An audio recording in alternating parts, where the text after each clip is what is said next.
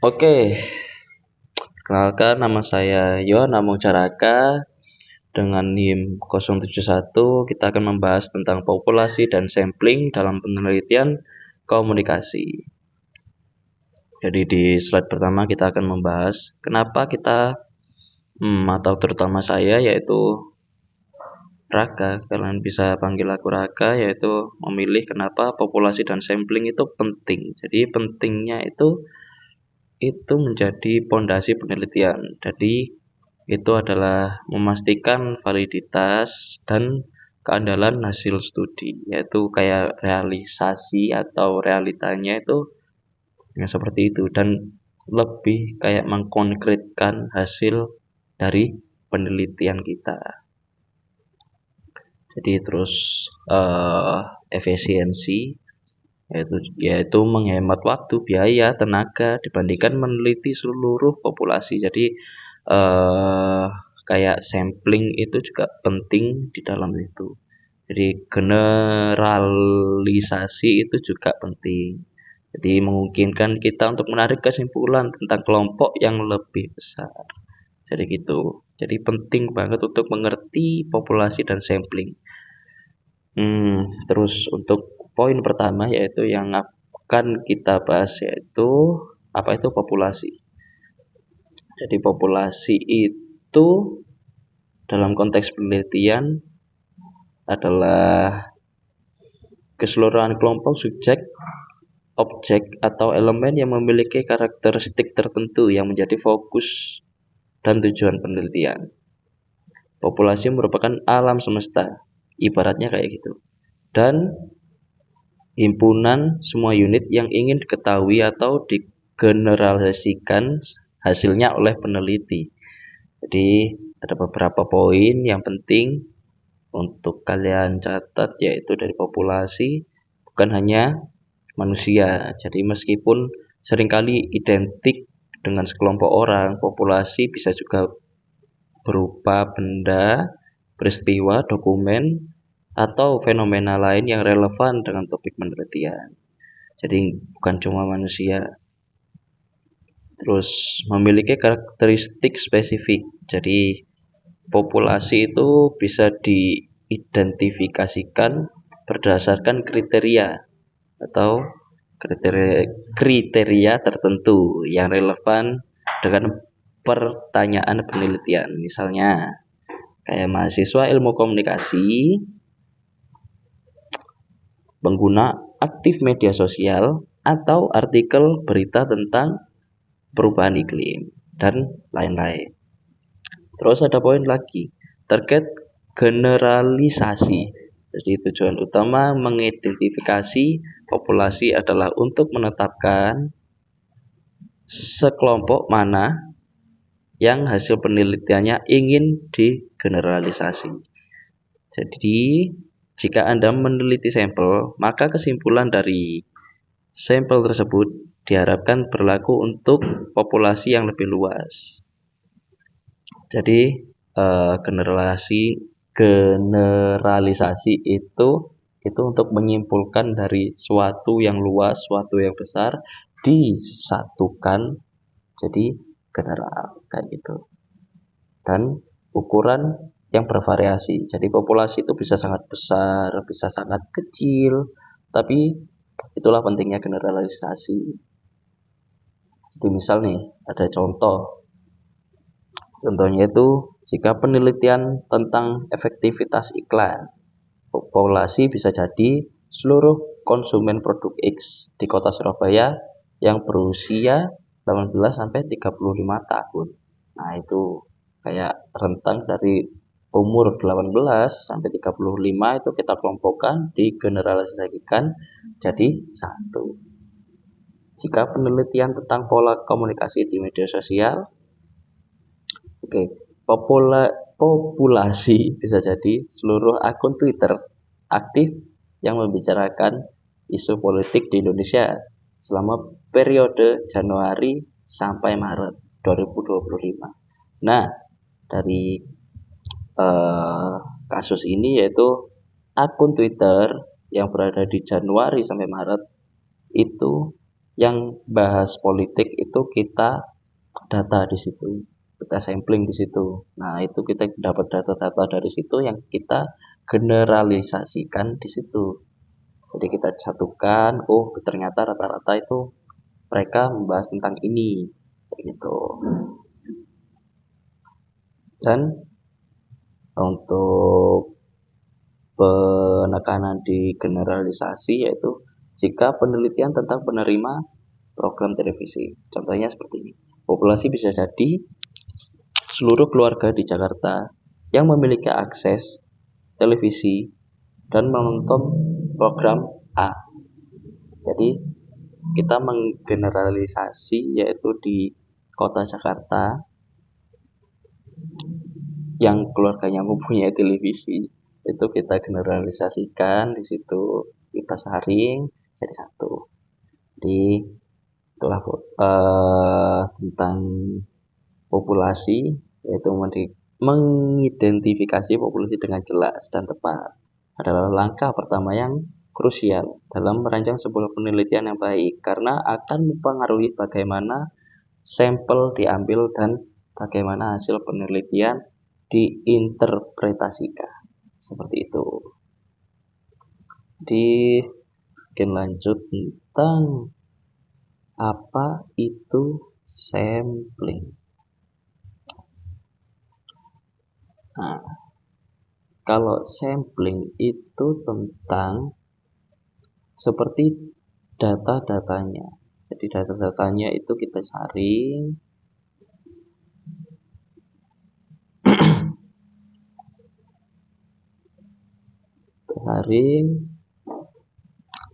kita beda-bedakan menjadi satu, dan kita rata-ratakan. Oh ternyata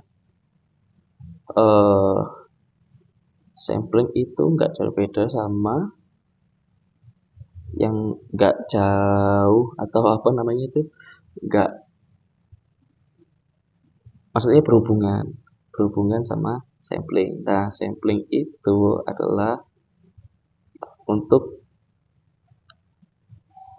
sistem acak sederhana yang mungkin cukup karena setiap anggota itu memiliki karakteristik yang serupa. Bahkan jika suatu golongan itu yang berbeda dan di lingkup yang sama, itu termasuk sampling.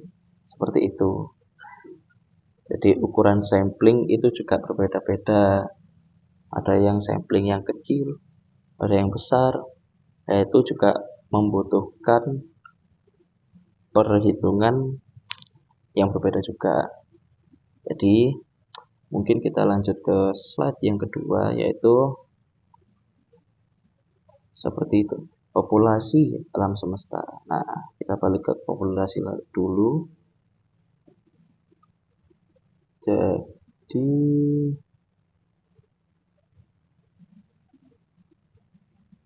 populasi itu merujuk pada keseluruhan kelompok.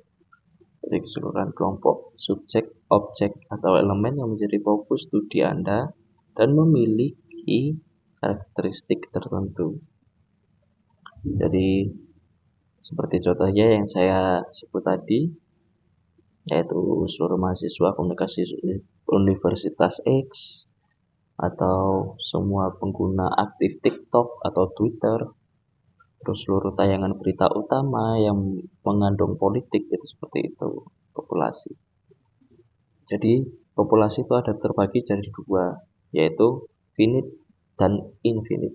Nah, kita lanjut ke pembahasan finite dan infinite ya guys. Jadi finite dan infinite itu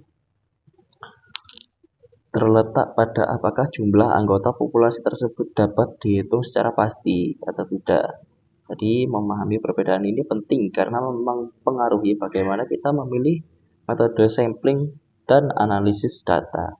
Jadi kita bahas untuk yang finite dulu.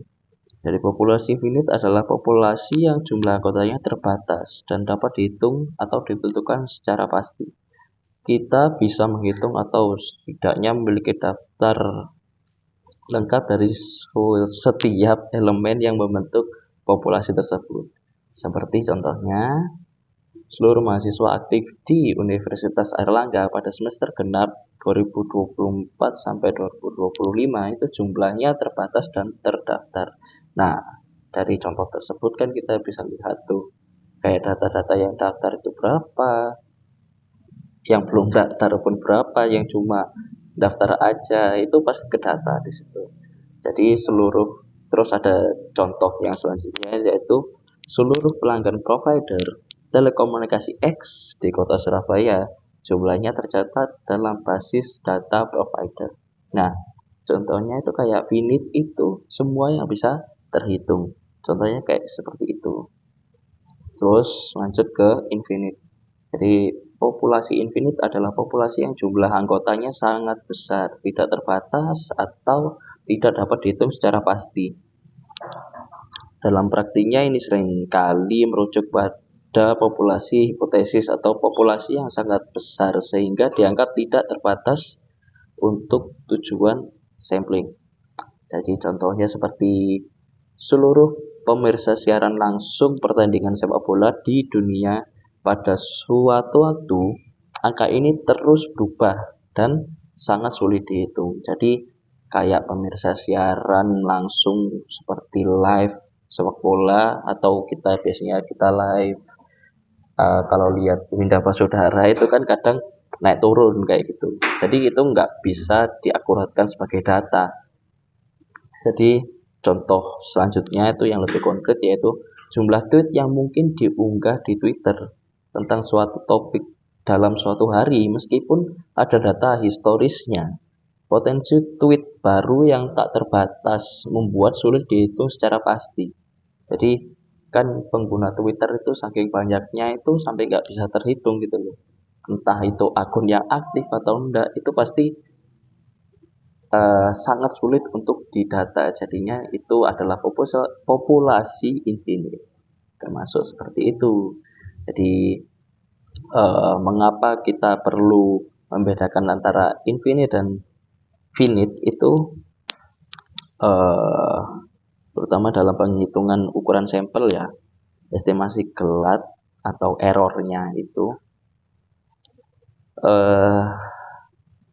sangat penting, yaitu untuk membedakan mana yang bisa dihitung atau nggak bisa dihitung. Nanti kita bisa tahu yang harus digarap duluan itu yang mana. Yang pasti ya kan yang bisa digarap dulu, yang finite itu kayak gitu. Jadi kita akan membahas tentang homogen dan heterogen. Nah, di dalam konteks penelitian, terutama dalam penelitian komunikasi, istilah homogen dan heterogen ini menggambarkan tingkat kesamaan atau keragaman karakteristik antara anggota dalam populasi tersebut. Nah, untuk homogen dulu ya mungkin. Untuk homogen adalah populasi di mana semua atau sebagian besar anggota memiliki karakteristik sifat atau atribut yang sama, mirip atau seragam. Jadi misal itu kalau kuncinya ya karakteristiknya itu anggota memiliki sifat atau yang identik, variasi antar anggota yang sangat rendah. Mungkin ada perbedaan tapi tetap sama kayak gitu. Jika Anda memiliki atau memilih anggota secara acak, kemungkinan besar mereka akan mirip satu sama lain dalam aspek yang relevan. Jadi contohnya mungkin saya ambil di semua siaran pers resmi yang dikeluarkan oleh Humas Pemerintah Kota Surabaya dalam sebulan terakhir ini, itu diasumsikan bahwa format gaya bahasa tujuan dasar siaran pers tersebut relatif konsisten. Terus mungkin kalau yang lebih relevan lagi kita lihat di sini seluruh mahasiswa. Nah, ini untuk di wilayah kampus. Jadi Fakultas Ilmu Komunikasi yang di kelas mengantar ilmu komunikasi yang sama itu diasumsikan bahwa mereka memiliki tingkat pengetahuan awal yang relatif seragam tentang subjek tersebut karena baru memulai perkuliahan seperti itu. Itu untuk contoh yang homogen. Dan mungkin lanjut untuk yang heterogen, yaitu populasi di mana anggota memiliki karakteristik yang sangat-sangat berbeda. Jadi karakteristiknya itu kayak memiliki sifat atau keadaan yang bervariasi banget. Terus variasi antar anggota itu sangat tinggi. Jadi mungkin jika Anda memilih anggota secara acak, kemungkinan besar mereka akan sangat berbeda satu sama lain dalam aspek yang relevan. Jadi kalau kamu mempunyai plan B yang kamu utarakan, mungkin mereka akan memilih atau menciptakan opsi-opsi yang lain seperti B atau C, seperti itu. Nggak mungkin sama. Jadi contohnya mungkin dari seluruh pengguna media sosial di Indonesia nih, ini adalah populasi yang sangat heterogen karena mencakup beberapa usia, latar belakang pendidikan, pendapatan, profesi, preferensi platform, pola penggunaan, pandangan politik, budaya pun masuk, seni pun masuk, kebiasaan setiap hari pun masuk, termasuk toksik-toksiknya itu berbeda di situ.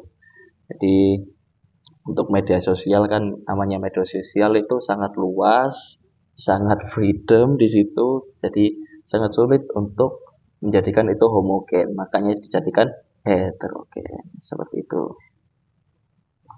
Jadi mungkin kita akan geser ke tentang penjelasan probability sampling. Jadi probability sampling itu adalah fundamental sampling method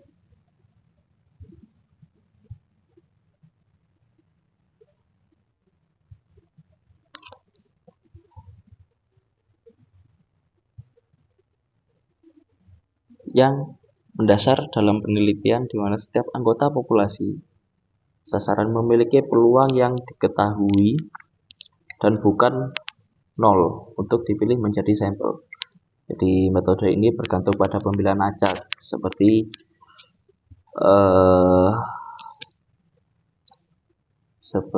kita mungkin mewakili populasi yang lebih besar. Jadi populasi ini itu mengandalkan metode statistik untuk memperkirakan kesalahan pengambilan sampel. Jadi membuat tentang generalisasi tentang sekelompok yang tinggi yang kita jadikan satu. Nah, itu maksudnya ke probability sampling. Jadi mungkin langsung saja ke jenis-jenisnya jadi lebih jelas. Mungkin pengambilan sampel acak sederhana, yaitu SRS singkatannya. Jadi keterangannya ini adalah bentuk paling dasar dari pengambilan sampel probabilitas. Setiap individu dalam populasi memiliki peluang yang sama dan independen untuk dipilih. Ini seperti mengambil nama dari topi, seperti itu. Terus cara kerjanya, tetapkan nomor unik untuk setiap anggota populasi. Lalu gunakan generator angka acak untuk metode lottery untuk memilih sampel. Jadi mungkin contohnya nih, dalam penelitian komunikasi, jika Anda ingin mensurvei kebiasaan konsumsi media mahasiswa di sebuah universitas dengan 5.000 mahasiswa, Anda dapat memberi setiap mahasiswa nomor dari 1 hingga 5.000. Setiap mahasiswa kemudian memilih 500 nomor secara acak untuk membentuk sampel Anda. Jadi seperti itu contohnya. Terus untuk yang pengambilan sampel secara sistematis itu, metode ini melibatkan pemilihan anggota dari populasi yang lebih besar berdasarkan titik awal yang acak dan interval periodik yang tetap. Jadi cara kerjanya, daftarkan semua anggota populasi. Pilih titik awal acak, lalu pilih setiap individu ke N. Misalnya setiap orang ke 10. Dari daftar tersebut, interval N dihitung dengan membagi ukuran populasi dengan ukuran sampel yang diinginkan. Contohnya, untuk memahami pengalaman pengguna situs web, Anda dapat mensurvei setiap pengunjung ke-20 untuk membuka beranda situs web berita tertentu setelah pengunjung pertama dipilih secara acak. Jadi untuk ini kalian bisa memberikan pengalaman pengguna. Jadi kayak kalian nyebar tentang Google Form ke setiap 20 pengunjung web kalian, kayak gitu. Itu nanti dipilih secara acak di situ. Terus lanjut ke yang non probability sampling. Oke. Kalau non probability sampling ini pengambilan sampel di mana tidak setiap anggota populasi memiliki kesempatan yang diketahui untuk sama untuk dipilih menjadi sampel. Jadi berbeda dengan probability sampling yang mengandalkan pemilihan acak. Jadi non probability sampling ini didasarkan pada pertimbangan peneliti, ketersediaan subjek, karakteristik yang spesifik yang dicari. Jadi metode ini sering dipilih ketika kerangka sampel tidak tersedia atau sulit dibuat. Tujuan penelitian bersifat eksploratif, kualitatif, atau untuk mendapatkan pemahaman mendalam tentang suatu fenomena untuk di generalisasi statistik yang luas, dan anggaran dan waktu penelitian jelas terbatas karena tidak semua proses pemilihan acak. Jadi non probability sampling ini tidak memungkinkan peneliti untuk mengukur sampling error untuk membuat generalisasi statistik yang kuat tentang populasi yang lebih besar. Namun metode ini itu sangat berguna untuk jenis penelitian tertentu. Seringkali menjadi satu-satunya pilihan yang paling praktis. Kayak mungkin contohnya seperti seorang peneliti yang ingin mengetahui opini umum tentang program televisi baru, mungkin mewawancarai teman, keluarga, atau orang-orang yang ditemui di sekitar kampus atau pusat pembelanjaan yang selama mereka bisa diwawancarai. Seperti itu. Jadi lebih dekat lah, lebih intens kayak gitu. Terus ada contoh lagi, jika Anda meneliti komunikasi krisis perusahaan, Anda mungkin secara sengaja memilih manajer humas atau perusahaan yang baru saja menghadapi krisis besar karena mereka adalah narasumber yang paling relevan dan berpengetahuan. Kayak gitu. Contoh-contohnya seperti itu. Jadi kesimpulan dari pembahasan populasi dan sampling ini adalah populasi adalah keseluruhan kelompok individu, objek, atau fenomena yang menjadi target studi Anda. Segala sesuatu yang ingin Anda ketahui, jawabannya misalnya, jika Anda ingin memahami pandangan seluruh mahasiswa ilmu komunikasi di Surabaya, maka seluruh mahasiswa itulah populasi Anda. Jadi populasi ini bisa finite, bisa infinite, bisa homogen, bisa heterogen. Jadi kalian dengan metode populasi ini kalian bisa tahu gitu loh. Ternyata di populasi ini itu banyak yang homogen misal, atau heterogen, atau finite, atau bisa jumlahnya enggak bisa dihitung seperti itu, seperti infinite. Karena seringkali tidak mungkin peneliti seluruh populasi. Kita menggunakan sampling, dan sampling adalah proses memilih sebagai dari populasi tersebut yang disebut sampel. Tujuan utama mengambil sampel adalah agar sampel tersebut representatif, yaitu mencerminkan karakteristik populasi aslinya, sehingga temuan dari sampel bisa digeneralisasikan, diperlakukan ke seluruh populasi seperti itu. Jadi ada dua pendekatan utama dari sampling, yaitu probability sampling yang saya tadi jelaskan dan non probability sampling seperti itu. Jadi memilih metode sampling yang tepat sangat krusial dan harus disesuaikan dengan tujuan penelitian Anda. Jadi karakteristik populasi Anda itu finite atau infinite, homogen atau heterogen, serta sumber daya yang tersedia, waktu, biaya, dan tenaga pemahaman